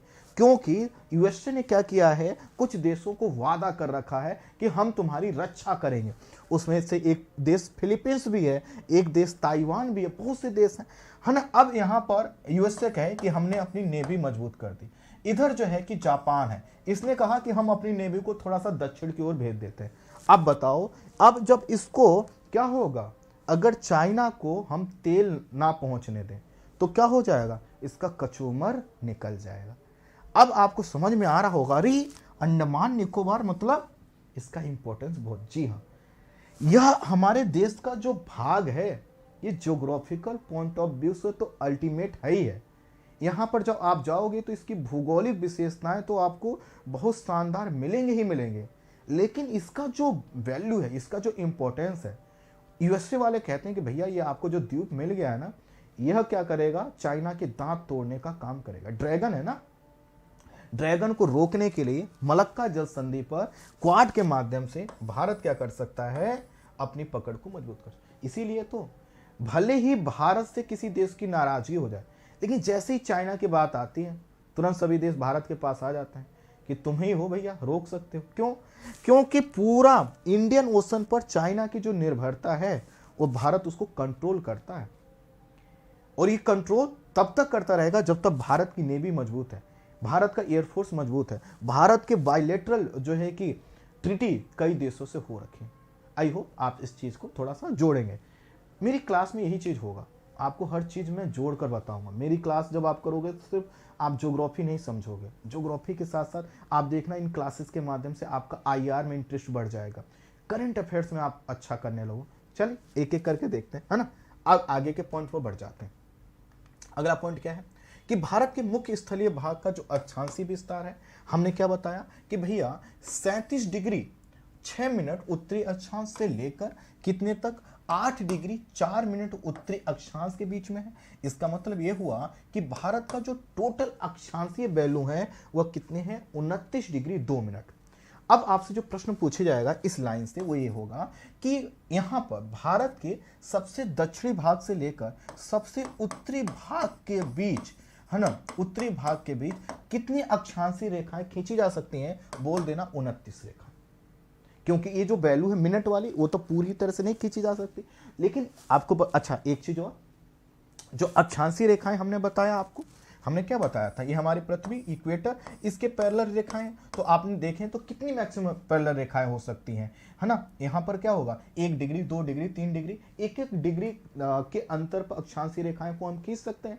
तो उसी तरह से अगर आपसे कोई पूछ ले कि भैया सबसे उत्तरी और दक्षिणी भाग के बीच में कितनी हम देशांतर रेखाएं अक्षांशीय रेखाएं खींच सकते हैं? 29, एक एक डिग्री के अंतर। आगे वाले पॉइंट पर बढ़ जाते हैं, ठीक है। भारत का जो देशांतर विस्तार है अब उसको भी देख लिए। तो हमने यहां से लेकर यहां तक के विस्तार को देखा क्या, थोड़ा सा देखा। जैसे जैसे क्लास बढ़ेगी सब फैक्ट कॉन्सेप्ट एक दूसरे से जुड़ेंगे, तब आपको पता चलेगा अरे क्लास कहां से कहां पहुंच गई। अब थोड़ा सा देखते हैं देशांतर विस्तार। अब ये देख लीजिए, ये हमारे देश का सबसे पश्चिमी भाग है। यहां से कोई देशांतर गुजरता होगा, है ना, दक्षिण की ओर जाता होगा ना। जैसे हमने बताया देशांतर रेखाएं क्या होती है, उत्तर दक्षिण जाती है। और ये रहा हमारे देश का सबसे पूर्वी भाग। यहां से भी अरे और इसको इधर यहां से भी कोई देशांतर रेखा गुजरती होगी, बिल्कुल गुजरती होगी। तो इसका जो देशांतरी विस्तार है वह कितना है? तो हमने क्या किया, सबसे पश्चिमी स्थान को सबसे पूर्वी स्थान तक अगर हम मिलाएं तो क्या पता चलेगा कि भैया जो हमारे भारत का देशांतरी विस्तार है वह 68 डिग्री 7 मिनट पूर्वी देशांतर से, यहां से 97 डिग्री 25 मिनट पूर्वी देशांतर। अब देखो यहां पर कौन सा जो देशांतरी मान है उसका वैल्यू कितना होगा, 68 डिग्री 7 मिनट, ठीक है। अच्छा यहां पर आ जाएंगे तो कितना होगा, 97 डिग्री 25 मिनट। यहां पर ये भारत का देशांतर। इसका मतलब है इसके बीच में इतनी कितनी रेखा देशांतर रेखाएं, एक एक डिग्री देशांतर पर रेखाएं, डिग्री के अंतर पर देशांतर रेखाएं खींची जाती हैं। तो इस जिस तरह से हमने अक्षांश रेखाओं को देखा उसी तरह से हम देशांतर रेखाओं को भी देख सकते हैं। इसका विस्तार कहां से, भारत का यहां से लेकर वहां तक, ठीक है। इतने देशांतरों के बीच में इसका विस्तार है। भारत का जो सबसे पश्चिमी स्थान है, ठीक है, अर्थात देखिए हमने कहा कि यहां पर कितना वैल्यू है, 68 डिग्री 7 मिनट, राइट। तो यहां पर कोई स्थान होगा ना, जैसे यहां पर अक्षांश जो था, यहां पर एक अक्षांश था, वहां पर कोई स्थान था, यहां पर भी कोई स्थान था। कौन कौन से स्थान थे अभी हमने आपको बताया, यहां पर और यहां पर भी तो कोई स्थान होगा। और अभी आपको पता है कुछ दिन पहले माननीय जो है कि गृह मंत्री जी यहां पर गए थे, चाइना वाले नाराज हो गए। चाइना वालों ने कहा कि आप हमारे क्षेत्र में आए हैं, है ना। भारत के लोगों ने कहा बहुत पीटे जाओगे, है ना, 1962 नहीं है ना, 1962 में तुमने हमारे ऊपर युद्ध थोप दिया था। हालांकि 1962 में भी अगर चाइना से हमें पहले से खतरा महसूस हो रहा होता तो कोई दिक्कत नहीं थी। हम लोग दरअसल युद्ध के लिए तैयार ही नहीं थे। जैसे आप बहुत शक्तिशाली हैं, आप कहीं जा रहे हो, आप पर 4 लोग टूट पड़े, क्या कर लोगे बताओ, है ना। आप यही कहोगे कि भैया गलती से हमला हो गया ना, तो चारों को मैं पटक पटक के मारता। ठीक वही 1962 में था। लेकिन अभी की पोजीशन क्या है, अब हम चाइना को लेकर सतर्क हैं।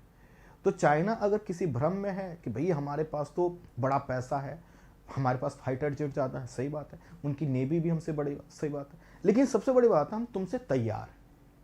तो अभी किबुथु में गए थे माननीय जो है कि गृह मंत्री जी, चाइना ने गुस्सा दिखाया, तो भारत के लोगों ने, गृह मंत्री जी ने, विदेश मंत्रालय ने, प्रधानमंत्री जी ने अपने ट्विटर से सभी लोगों ने कहा बहुत पीटे जाओगे। मतलब ये नहीं बोला पीटे जाओगे, इसका मतलब यही था कि ठीक से हो जाओ, है ना, परिस्थितियां बदल गई हैं, अब हम समझ गए हैं तुम बहुत ज़्यादा धोखेबाज हो, चालाक इंसान, तुम युद्ध तो थोप सकते हो, तो हम तैयार हैं, ठीक है। तो ये किबुथु, तो उसका जो है यहीं पे लिखा हुआ है। तो भारत का जो सबसे पश्चिमी स्थान है इसको बोला जाता है जो है कि गौरमोता या गुहारमोता बोला जाता है। इसका ये स्थान जो यहाँ पर है। और जो सबसे पूर्वी भाग है ना, सबसे पूर्वी स्थान, उसका क्या नाम है, किबुथु। अरुणाचल प्रदेश में सबसे पूरब में जो स्थान है किबुथु। अच्छा उसका जो देशांतरी विस्तार है वो कितना है, 97 डिग्री 25 मिनट, ठीक है। तो आप इन दो चीज़ों को समझ पाए। अगला गौरमोता, ये जो क्षेत्र देख रहे हैं, जो हमने कहा कहाँ पर सबसे पश्चिमी स्थान है, यही तो क्षेत्र है सरक्रीक वाला। सरक्रीक क्या है, स्थलीय भागों में जो है कि जल प्रवेश कर गया है। यहाँ पर आप देखेंगे ना, तो गुजरात की जो तटीय सीमा है कटी फटी है, तो उसमें क्या हुआ, जल प्रवेश कर गया है। तो ऐसे क्षेत्रों को बोला जाता है सरक्रीप। ठीक है, तो गौरमोता सरक्रीप क्षेत्र में आता है और यहीं पर एक सरोवर है जो आपसे एग्जाम के पॉइंट ऑफ व्यू से आपके लिए इंपॉर्टेंट हो जाता है, सरक्रीप, वह अवस्थित है। ठीक है, भारत का जो देशांतरी विस्तार है, जैसा कि हमने देखा, यहाँ पर गौरमाता, यहाँ पर किबिथु, है ना, इसका जो वैल्यू है 97 डिग्री 25 मिनट, 68 डिग्री जो है कि 7 मिनट यहाँ का इसका। अब इन दोनों का अंतर भी देख लीजिए। तो अगर हम क्या करें, 97 डिग्री 25 मिनट में से घटा दें 68 डिग्री 7 मिनट को, तो हमें क्या पता चलेगा, यहाँ पर भी लगभग हमें क्या पता चला कि जितनी अक्षांशीय वैल्यू थी उतनी ही देशांतरीय वैल्यू है, तो 29 डिग्री 18 मिनट आएगा। अब देखो वहां पर कितना था, यहाँ पर क्या था 29 डिग्री 2 मिनट, यहाँ पर कितना आया 29 डिग्री 18 मिनट। ठीक है, 29 डिग्री 18 मिनट। तो अगर देखो अब चूंकि 29 से ज्यादा है, इसीलिए हम इसको क्या कर देते हैं, सीधा सीधा लिख देते हैं 30 डिग्री, है ना, 30 डिग्री, क्योंकि 29 तो कंप्लीट है, उससे आगे है। तो इसीलिए आपने किताबों में लिखा होगा कि भारत का अक्षांशीय और देशांतीय विस्तार, ठीक है, भारत का अक्षांशीय और देशांतीय विस्तार लगभग क्या है 30 डिग्री है, लगभग क्या है 30 डिग्री का। ठीक है, क्लियर हो गया। तो 29 से ज्यादा है दोनों ही वैल्यू, तो इसीलिए हम उसको लगभग 30 डिग्री लिख सकते हैं। ठीक है, आगे बढ़ते हैं। अब जैसा कि हमने देखा कि जितनी अक्षांशीय वैल्यू अर्थात यहां से लेकर यहां तक आ रही है, उतनी ही लगभग देशांतरी वैल्यू भी आ रही है। अब देखो इन चीजों को मिलाकर ऐसे एक कोण बनाने का प्रयास करिए। यह कोई आकृति होती है क्या, तो देखिए भारत का देशांतरी विस्तार भी अक्षांशीय विस्तार की तरह ही है और वह 29 से ज्यादा है, इसीलिए लिखा गया 30 डिग्री। ठीक है, देशांतरी और अक्षांशीय विस्तार का लगभग एक समान होने के कारण ही भारत की जो आकृति है वो चतुष्कोणीय बन पाई है क्या, देखिए बन पाई है। इसीलिए हमने कहा कि एक एक चीज को समझना होगा। इस चीज को आपने बहुत बार पढ़ा होगा, तेजी से पढ़ लिए होंगे, लेकिन तेजी इतनी भी तेजी नहीं है ना कि मालूम चला कि बार बार पढ़ ही जा रहे हैं और प्रोडक्टिविटी नहीं है ना, समझ के पढ़ेंगे ना। तो यहाँ पर अक्षांशीय और देशांतरीय विस्तार का लगभग भारत एक समान है और इसकी आकृति कैसे हो जाती, चतुष्कोणीय हो जाती। यहाँ पर स्पष्टीकरण दिया गया है, भारत के प्रायद्वीप की आकृति लगभग त्रिभुजाकार है। हाँ, यहाँ पर ध्यान दिए, प्रायद्वीप। अब प्रायद्वीप का मतलब क्या होता है, देखो यह जो हमारा भाग है ना, यहाँ पर आपको पता है ये वाला जो हमारा हिस्सा है ना, ये वाला कौन सा, पठार वाला हिस्सा, यह जो है कि लगभग त्रिभुजाकार में, तो बिल्कुल सत्य है। इसको अगर आप ऐसे मिला दें तो लगभग त्रिभुज के आकार में आपको चीजें देखने को मिलेंगे। हाँ, पूरे भारत की जो आकृति है वो लगभग चतुष्कोणीय हो जाती है। ठीक है, अगला जो पॉइंट है वो है 22 डिग्री उत्तरी अक्षांश रेखा से दक्षिण का जो भाग है वह प्रायद्वीप कहलाता है। अब कुछ लोग कहेंगे कि प्रायद्वीपीय भारत हम वर्ड सुनते हैं, तो देखो आपको पता है यहां से एक रेखा गुजरती है, एक सेकंड देना, AS, ठीक है, यहां से एकदम सीधी रेखा खींच दीजिए। ठीक है, इस तरह से। यह कौन सी रेखा है, कर्क रेखा। और कर्क रेखा अभी बताएंगे, कर्क रेखा पर भी हम बात करेंगे। तो कर्क रेखा का जो अक्षांशीय वैल्यू है वह है 23.5 डिग्री। अब उससे थोड़ा सा दक्षिण में आइए और आप आ जाइए 22 डिग्री उत्तरी अक्षांश रेखा, अर्थात इसके पास से ही एक रेखा ऐसे डॉटेड लाइन में बना लीजिए, है ना। अब इसके जो दक्षिण का भाग है ना, इसको बोलते हैं प्रायद्वीपीय भारत। ठीक है, तो आपके क्लियर करने के लिए देख लीजिए, ये त्रिभुज के रूप में भी बन जा रहा है और ये है हमारा प्रायद्वीपीय भारत। क्लियर हो गया, बहुत सी चीजें आपकी क्लियर हो रही होंगे। तो 22 डिग्री उत्तरी अक्षांश रेखा से दक्षिण का जो भाग है उसको हम प्रायद्वीपीय भारत के नाम से जानते हैं। उत्तर दक्षिण भारत का विस्तार, अब देखिए हमने ये देख लिया कि भैया यहां से लेकर यहां तक जो अक्षांशीय विस्तार है लगभग 30 डिग्री का है, एग्जैक्ट कितना है मैंने बता दिया। और यहां से लेकर यहां तक का जो विस्तार है पूरब पश्चिम वो कितना, तो यहां पर लिखा हुआ है कि उत्तर दक्षिण भारत का जो विस्तार है वह 29 डिग्री, हमने क्या देखा था 29 डिग्री 2 मिनट, है ना, 29 डिग्री 2 मिनट को इंटू कीजिए 111। अच्छा ध्यान दीजिएगा, मैंने आपको अक्षांश और देशांतर रेखा के वीडियो में यह बताया था कि दो अक्षांशों के बीच की दूरी कितनी होती है। तो शायद आपको याद होगा, बता दें, चलो बता देते हैं, है ना। 111 और दशमलव में क्या है आप बताइएगा, 1 3 है कि कुछ और है। तो मैंने आपको, अब देखो यह जो आगे वाली डिजिट है मैंने हटा दी। मैंने देशांतरी विस्तार भी आपको बताया था, वहां पर भी बताया था 111 वहां पर भी लिखते हैं, लेकिन पॉइंट के बाद चेंज होता है। तो मैंने कितना बताया था आप मुझे कमेंट में बताइएगा। अब पॉइंट वाला हटा देते हैं, है ना। मान लो हम इससे ही कैलकुलेट कर लें, इससे ही कैलकुलेट करेंगे ना, तो भी आपका आंसर लगभग वही आ जाएगा। अर्थात मेरा जो पॉइंट है कि यहां से लेकर यहां तक जितने अक्षांश हैं कितना है, 29 डिग्री 2 मिनट।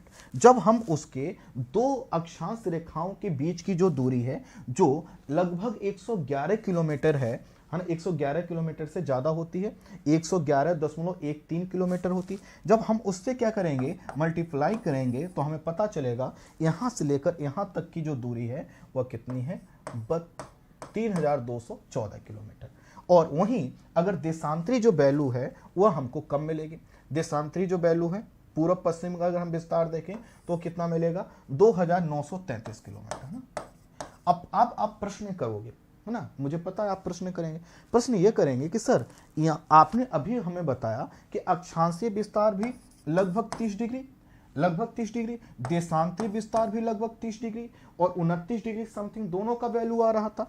तो अगर आप यह कह रहे हैं कि यहां से लेकर यहां तक कि जो अक्षांश हैं उनके बीच की दूरी को अगर हम दो अक्षांश रेखाओं के बीच की दूरी अर्थात 111 से कैलकुलेट करेंगे तो इतना आ जाएगा, तो फिर यहां पर देशांतरी विस्तार भी तो इतना ही है, तो फिर यहां पर भी उतनी ही दूरी, क्योंकि यहां पर भी हम मल्टीपल किससे करना चाहिए, आप कहेंगे 111 से, नहीं। अब देखो मैं फिर से जहां पर आपको मैं लेकर, रुकिए, आपको पता है मैं यहां पर बना देता हूं। चलो, मैंने आपको बताया था कि जो देशांतर रेखा है 0 डिग्री रेखा मान लो ऐसे खींचे। अब उसके बाद क्या होता है, ये जो देशांतर रेखाएं हैं यह पोल पर जाकर क्या होती हैं, जैसे जैसे आप विषुवत रेखा से, एक सेकंड दीजिएगा, बस एक सेकंड दीजिएगा बच्चों, है ना। ये थोड़ा सा हम तरबूज जैसा बना लें या फिर, ठीक है, अब मान लेते हैं ऐसे एक हमने ऐसे रेखा खींच दी। अब आप देख सकते हैं कि यहां पर यह है 0 डिग्री अक्षांश रेखा। 0 डिग्री अक्षांश रेखा के पास दो देशांतरों के बीच की जो दूरी है वो अधिकतम है, और यहां पर आकर सभी रेखाएं क्या हो गई, मिल गई हैं। और जैसे जैसे आप 0 डिग्री अक्षांश रेखा से चाहे दक्षिण की ओर जाइए या उत्तर की ओर जाइए, दो अक्षांश रेखाओं के बीच की दूरी कम होती। तो हमारा यह जो स्थान है ये क्या है, इक्वेटर से दूर हो गया है, इसीलिए यह जो फॉर्मूला है अप्लाई नहीं होगा।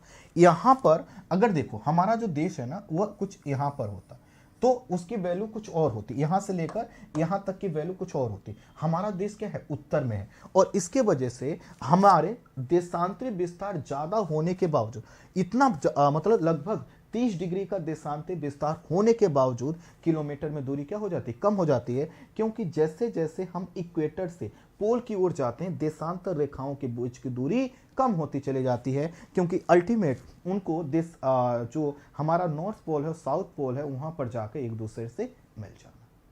ठीक है, तो वही चीज यहां पर लिखा हुआ है। पूर्व पश्चिम भारत का जो विस्तार है वह 2933 किलोमीटर हमें देखने को मिलता है। ठीक है, उत्तर दक्षिण और पूर्व पश्चिम का जो विस्तार में अंतर है, देखिए हमने कहा कि देशांतरी जो दूरी है वह कितना है, 2933 किलोमीटर। अक्षांशीय दूरी को अगर हम किलोमीटर में देखें 3214 किलोमीटर।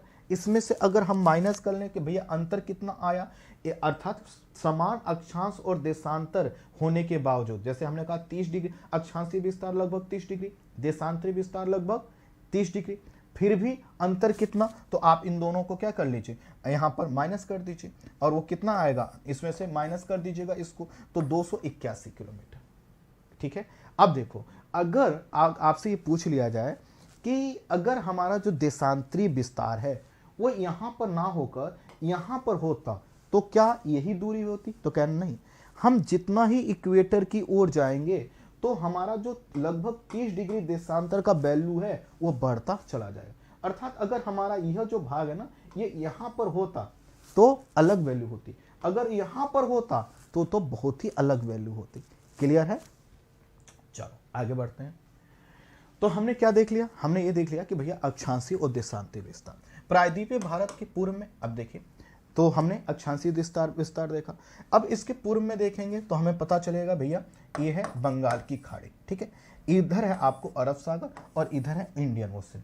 अब हम आगे के टॉपिक की पृष्ठभूमि आपके लिए तैयार कर रहे हैं। तो प्रायद्वीपीय भारत के पूर्व में बंगाल की खाड़ी देख लीजिए है, पश्चिम में अरब सागर बिल्कुल देख लीजिए है ना। कुछ लोगों को ये भी नहीं पता होगा कि अरब सागर और कहाँ पर कौन है, लेकिन नहीं, ऐसा नहीं, सबको पता होगा ना। दक्षिण में हिंद महासागर हमको मिल जाएगा। अब देखिए यहाँ पर जो पॉइंट है वो समझिए। पॉइंट हमने ये देखा कि भैया हमारा जो अक्षांशीय विस्तार है यहाँ से शुरू होकर मुख्य स्थलीय भाग का यहाँ तक है, लेकिन स्थलीय भाग में जब हम क्या करते हैं इधर से इधर की ओर जाते हैं तो क्या होता है, अक्षांश बढ़ रहा है। तभी तो इसकी वैल्यू है 8 डिग्री 4 मिनट, इसकी है 37 डिग्री 6 मिनट, बढ़ रहा है ना। लेकिन हमारा जो पूरा सागरीय भाग है वह भारत के दक्षिणी हिस्से तक ही सीमित है। अर्थात जो पॉइंट है वो ये कि भारत का जो जलीय विस्तार है वह जितना स्थलीय अक्षांशीय विस्तार है उतना नहीं है। अगर हम देखें तो यहां से क्या कर सकते हैं, एक रेखा हम खींच सकते हैं ऐसे। तो हमारा जो जलीय विस्तार है ये वो यहां से लेकर इसके बीच में, इधर अगर हम देखें तो अरब सागर का सबसे उत्तरी भाग यहां से लेकर इस बीच में। तो भारत का जो स्थलीय विस्तार है वह ज्यादा है जलीय विस्तार से। बस मेरा पॉइंट इतना था। अच्छा, अब ये जो भी जलीय क्षेत्र है ये क्या है, गर्म होगा। क्यों गर्म होगा, क्योंकि भैया देखो यहीं पर है इक्वेटर, और आपको इक्वेटर मतलब विषुवत रेखा। अब विषुवत रेखा पर गर्मी ज्यादा पड़ती है। जब गर्मी ज्यादा पड़ती है तो यहाँ का जल भी तो क्या होगा, गर्म होगा, और जब जल यहाँ का गर्म होगा तो उसकी गर्मी का प्रभाव इस जलीय क्षेत्र में भी देखने को मिलेगा, है कि नहीं। गर्म पानी है, जिधर जाएगा उधर गर्मी को क्या करेगा, बढ़ाएगा।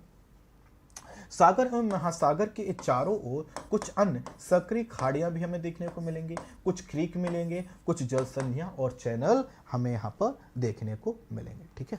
चल, अच्छा, भारत की जलीय सीमा की यहाँ पर बात की गई। स्थलीय सीमा तो आप पढ़ते हैं। जलीय सीमा देखिए इंडोनेशिया, अब देख लो ये रहा इंडोनेशिया, ठीक है।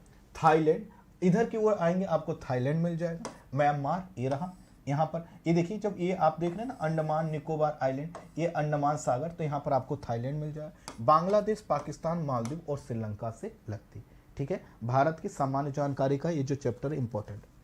जो भारत की स्थलीय सीमा है अब उसको देख लीजिए। स्थल कहाँ कहाँ पर, इधर देख सकते हैं पाकिस्तान, इधर अफगानिस्तान, इधर चाइना, इधर नेपाल, इधर भूटान, ठीक है। यहाँ पर बांग्लादेश आप देख सकते हैं, ठीक है। तो 7 देशों के साथ लगती है। अच्छा, अब यह जो हमने क्षेत्र देखा इससे यह पता चला कि भैया हमारा जो जलीय क्षेत्र है वो गर्म जलीय क्षेत्र है। स्थलीय भाग का अभी हमें कुछ पता नहीं है कि कहां पर क्या होगा। अब पता चलेगा कि स्थलीय भाग किस तरह की विशेषता रखते हैं। हम उत्तर में देखते हैं हमारा हिमालय विस्तार। यहाँ पर हम क्या देखते हैं, हिमालय। तो भारत के उत्तर में हमें हिमालय एक वलित पर्वत के रूप में मिलेगा। वलित पर्वत का मतलब ऐसा पर्वत जिसमें बल पड़ा हो। जैसे मैं बार बार एक एग्जाम्पल देता हूँ और वो एग्जाम्पल अब यहाँ पर भी यूज होगा। सूजी का हलवा होता है, उसको क्या कीजिए आप बनाइए, थोड़ा सा ठंडा हो जाए, पूरी तरह से ठंडा ना हो, दोनों तरफ से हाथ से उसको दाबिए, वो क्या होगा, बीच में से उठ जाएगा। ठीक इसी तरह से आपने बचपन में खिलौने बनाए होंगे, मिट्टी लीजिए, उसको ऐसे दाबिए, वो भी क्या होगा, ऊपर की ओर उठ जाएगा, हो जाता है ना वैसे। तो वही चीज यहाँ पर भी है, ठीक है। तो यहाँ पर पहला कुछ ऐसा अवसाद था, सेडिमेंट था, जिसको आगे मैं बहुत डिटेल में समझाऊंगा, जैसा कि आपको आप में से बहुत से लोगों को पता। तो यहाँ पर जो अवसाद है उस पर जब आप दबाव डालोगे ये भाग क्या करेगा, ऊपर की ओर उठ जाएगा, है ना। तो हिमालय के रूप में हमें एक बलित पर्वत, पश्चिम में हमें एक थार मरुस्थल, यहाँ पर हम देखेंगे तो हमें थार मरुस्थल देखने को मिलेगा। अब देखिए क्यों मैं बता रहा हूँ, पूरब में हम आर्द्र पर्वतीय भाग देखेंगे, यहाँ पर पूरब में आर्द्र पर्वतीय भाग, और दक्षिण में हम क्या होगा, सागरी प्रभाव रखने वाले क्षेत्र। इसका मतलब यह है कि भारत के अक्षांशीय और देशांतरीय विस्तार को अगर हम सही से देखें और समझें तो हमें पता चलेगा यह जो इक्वेटर के पास वाले क्षेत्र हैं इनको बोलेंगे निम्न अक्षांश वाले भारत के क्षेत्र। यह जो क्षेत्र हैं इनको बोलेंगे उच्च अक्षांश वाले भारत के क्षेत्र। निम्न अक्षांश वाले जो भारत के क्षेत्र की जलवायु है वो अलग होगी, यहाँ की अलग होगी। जैसे कि आपको पता है ये हमारी पृथ्वी, ये रहा हमारा इक्वेटर, 0 डिग्री अक्षांश रेखा। इस 0 डिग्री अक्षांश रेखा से जैसे जैसे क्या करोगे, आप पोल की ओर जाओगे, जैसे जैसे आप पोल की ओर जाएंगे तो आपको क्या पता चलेगा, आप ठंडे क्षेत्र की ओर जा रहे हैं, है कि नहीं। इसका मतलब है कि इक्वेटर और उसके आसपास के क्षेत्रों में क्या होता है, गर्मी ज़्यादा पड़ती है। क्यों, मान लो यहाँ पर है सूर्य, और जब सूर्य यहाँ पर है तो सूर्य की किरणें इक्वेटर और उसके आसपास वाले क्षेत्रों में सीधी पड़ती हैं, लेकिन पोल तक वह तिरछी पड़ती है। अब एक टॉर्च लीजिए, टॉर्च को ऐसे दबाइए, और टॉर्च को इस तरह से दबाएंगे तो उसका जहाँ पर फोकस बनेगा वहाँ पर प्रकाश ज़्यादा, फोकस से जैसे जैसे आप दूर जाएंगे प्रकाश क्या होता जाएगा, कम होता चला जाएगा। इक्वेटर पर सूर्य की किरणें लगभग लंबवत होती हैं, है ना, और इसके कारण यहाँ पर गर्मी ज़्यादा, जैसे जैसे पोल की ओर जाएंगे ठंडा। इसका मतलब है कि भारत में भी ये जो क्षेत्र है ये इक्वेटर के पास में है, और इक्वेटर के पास होने के कारण इसकी जो जलवायु है गर्म होगी, और यह जो क्षेत्र है ये क्या है, इक्वेटर से दूर है, तो इसकी जलवायु क्या होगी, ठंडी होगी। क्लियर हो। अच्छा, अब देखिए यह हमने देख लिया कि भैया जैसे जैसे अक्षांश बढ़ता है ना, तो हम जब निम्न अक्षांश से उच्च अक्षांश अर्थात 90 डिग्री नॉर्थ या फिर 90 डिग्री साउथ की ओर हम जाएंगे तो क्या होगा, हम ठंडे क्षेत्रों की ओर जा रहे हैं। लेकिन जब हम बीच में आएंगे तो हमें पता चलेगा कि हमारे यहाँ पर जो सर्वाधिक गर्मी पड़ती है वो इस क्षेत्र में पड़ती है। अब प्रश्न आएगा कि ऐसा क्यों है, आखिर यहाँ पर इतनी गर्मी क्यों पड़ती है। इसका आंसर मैं अगले वीडियो में दूंगा, जब हम क्या करेंगे, स्टार्ट करेंगे कर्क रेखा में के विषय में बात कर। तो कर्क रेखा के विषय में जो हमारी कल से जर्नी स्टार्ट होगी, अर्थात इससे हम आगे बढ़ेंगे। तो अगर आपको पता है कि यहाँ पर सबसे ज़्यादा गर्मी क्यों पड़ती है तो आप मुझे कमेंट में बता सकते हैं, ठीक है। अदरवाइज मैं इसी से कल की जर्नी स्टार्ट करूँगा। तो यहाँ पर हमने भारत के अक्षांशीय और देशांतरीय विस्तार को देखने और समझने का प्रयास किया है। मैंने प्रयास ये किया कि बहुत बेसिक तरीके से सामान्य शब्दों में समझाने का प्रयास करूं। अगर आपको वास्तव में ये समझ में आया है तो इस टॉपिक को कुछ नहीं करना है, लिंक को लीजिए और इसके लिंक को कॉपी करके स्टेटस पर, अपने सोशल मीडिया साइट्स पर सर्कुलेट कर दीजिए, क्योंकि बहुत से ऐसे बच्चे होंगे जिनको फ्री की क्लासेस, निःशुल्क क्लासेस देखने की आवश्यकता होगी, ताकि वह भी अपने सपने को साकार कर सकें, अपने रिजल्ट को प्राप्त कर सकें। तो उनका भी रिजल्ट हमसे जुड़कर, अर्थात वह हमसे मित्र बन जाए रिजल्ट मित्र के माध्यम से, तो उनका भी सपना साकार हो सकता है। बाकी आप मेरे अर्थात हमारी टीम के सभी जितने भी सोशल मीडिया हैंडल्स हैं, प्लेटफॉर्म्स हैं रिजल्ट मित्रा के, जुड़े रहिए। वहाँ पर हम बहुत सी चीज़ों को दे रहे हैं। दूसरा, कुछ ही दिनों में हमारा ऐप आने वाला है जहाँ पर हम आपको टेस्ट सीरीज भी देने जा रहे हैं। वहाँ पर आप जो है कि प्रीलिम्स और मेंस की टेस्ट सीरीज सॉल्व करने वाले हैं। तो जुड़े रहेंगे तो बहुत से अपडेट आपको मिलते रहेंगे और आप हमारी सुविधाओं का लाभ उठाते रहेंगे, जिससे आप अपना रिजल्ट प्राप्त कर पाएं। पढ़ते रहिए, आगे बढ़ते रहिए। मिलते हैं नेक्स्ट क्लास में। Thank you so much, thank you so much, thank you so much.